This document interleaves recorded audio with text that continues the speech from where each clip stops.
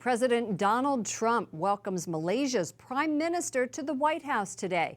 The two leaders are discussing security and counterterrorism, among other topics. Many, though, are critical of this meeting. Correspondent Mark Irons reports from the White House. Good evening, Mark.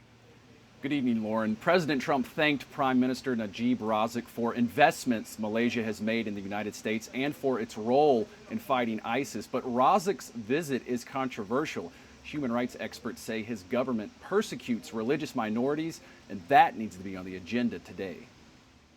All smiles as President Trump greets his Malaysian counterpart. It's great to have the Prime Minister of Malaysia. The president pointing to a $1 billion trade deal with Boeing and praising Najib Razak's position on terror. He's been very, very strong on terrorism in Malaysia and a great supporter from that standpoint. So that's a very important thing to the United States. But Trump made no mention of a massive corruption scandal involving the prime minister or the persecution of religious minorities in his Muslim-majority country. It's incredibly important that the president address the various human rights concerns and the important human rights concerns that are taking place in Malaysia right now.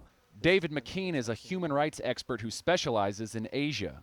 Strongly urge the president to press the prime minister on issues of religious persecution, including the persecution of Christians and any other religious minority in the country. Back in Malaysia, political rivals of the prime minister agree. In a Washington Post op-ed today, a member of the Malaysian parliament says his country faces a desperate situation, and what should top President Trump's agenda is the hatred and fear fueled by Najib's own party's support of extremist groups that routinely harass and frighten the country's significant Christian, Buddhist, and Hindu minorities.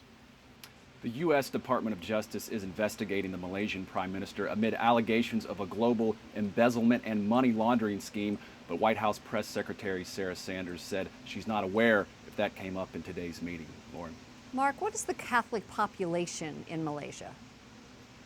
Out of a population of 31 million, Catholics number approximately 1.1 million, including 190 parishes and around 270 priests.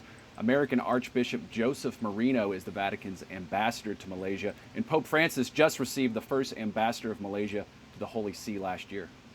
Correspondent Mark Irons at the White House. Thank you, Mark.